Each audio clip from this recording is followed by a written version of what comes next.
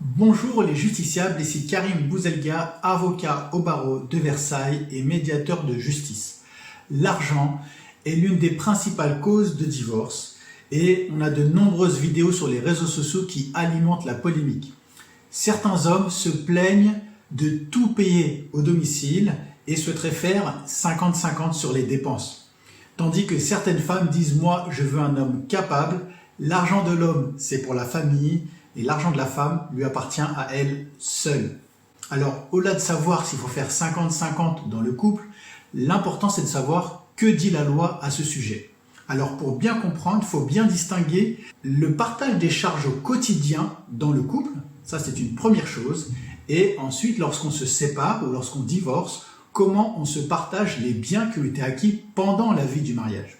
C'est ce que nous allons voir dans cette vidéo. Je vous invite à être attentif jusqu'à la fin et à vous abonner si ce n'est pas déjà fait.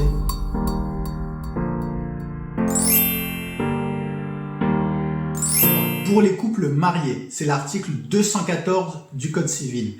Cet article dispose que si les conventions matrimoniales ne règlent pas la contribution des époux aux charges du mariage, chacun contribue à proportion de ses facultés respectives.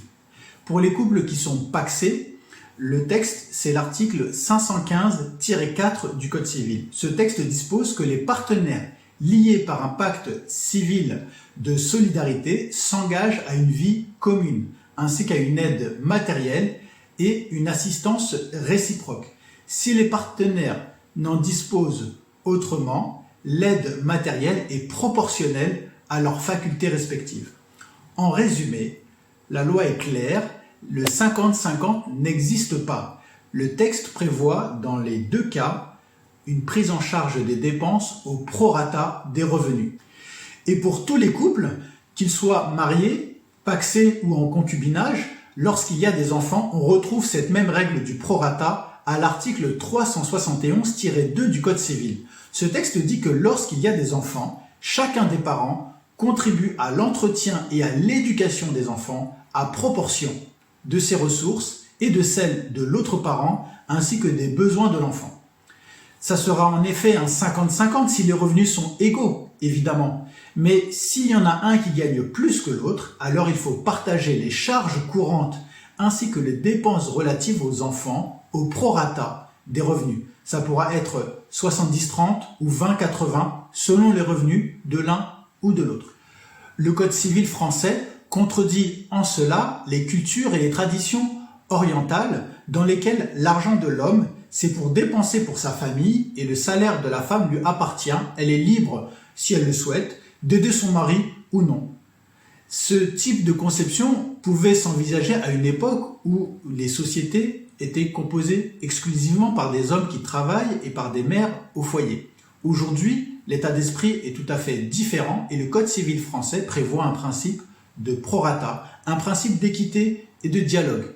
En réalité, pour pratiquer le prorata, il faut que chacun soit transparent sur ses revenus et que le couple ajuste régulièrement la clé de répartition sur les charges en fonction de l'évolution des revenus au sein du couple au fur et à mesure des années. Ce que l'on peut conseiller pour les couples mariés ou pacsés, c'est d'avoir chacun un compte personnel sur lequel ils vont recevoir leur salaire. Et ensuite, en fonction des revenus et des prélèvements du ménage, que chacun alimente un compte commun par lequel ils vont verser une somme qui correspond au prorata des revenus. Alors pour les couples qui ne sont pas mariés et qui sont simplement en concubinage, la situation est un peu différente. Alors le concubinage, c'est une union de fait caractérisée par une vie commune, présentant un caractère de stabilité, de continuité entre deux personnes de sexe différent ou de même sexe et qui vivent en couple. C'est l'article 515-8 du Code civil. La particularité, et c'est la Cour de cassation qui le dit, c'est qu'aucune disposition légale ne réglemente la contribution des concubins aux charges de la vie commune. Chacun d'eux doit, en l'absence de volonté expresse, doit à cet égard supporter les dépenses de la vie courante qu'il a exposées. Alors maintenant qu'on a parlé des charges du ménage, on va parler de comment ça se passe au moment du divorce ou de la séparation pour le partage des biens. Alors on va parler du cas le plus fréquent, c'est-à-dire les couples qui sont mariés sans contrat de mariage et donc qui sont soumis au régime de la communauté légale. Eh bien, pour ces couples-là, au moment de la séparation, du divorce, il y a un partage à 50-50 sur les biens qui ont été acquis pendant la vie du mariage.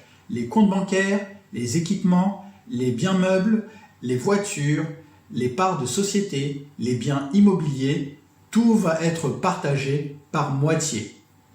En revanche, pour les couples qui ne sont pas mariés et qui sont simplement en concubinage, eh bien chacun repart avec ce qu'il a acheté. Et vous connaissez tous la fameuse théorie du pot de yaourt. Cette théorie, elle dit que si pendant la relation du couple, l'homme il achète les biens qui ont de la valeur, comme la voiture, il va payer l'appartement, etc. Tandis que la femme, elle va gérer plutôt les courses du quotidien, eh bien au moment de la séparation, l'homme va repartir avec ce qu'il a acheté, la voiture, le domicile, et pour la femme, il va lui rester que les pots de yaourt. Eh bien, pour éviter cette situation, il est très important que les concubins se mettent d'accord dès le début de la vie commune sur qui va payer quelles dépenses. Et dans ce cadre-là, il est important que les deux époux participent à la fois aux biens qui ont une certaine valeur et qu'ils pourront se partager en fonction de ce qu'ils ont mis comme apport pour ces différents biens, et ensuite continuer à prendre ensemble les charges courantes du ménage, de sorte à éviter cette situation du pot de yaourt. Alors en conclusion, j'espère que cette vidéo vous a plu, que vous avez appris des choses. Dites-moi en commentaire si vous êtes plutôt de la team 50-50 ou bien de la team Monsieur paye tout, Madame garde son argent pour elle, ou si vous êtes comme le code civil de la team du prorata où chacun prend en charge les dépenses au prorata des revenus. Je vous dis à très bientôt pour une prochaine vidéo. Au revoir.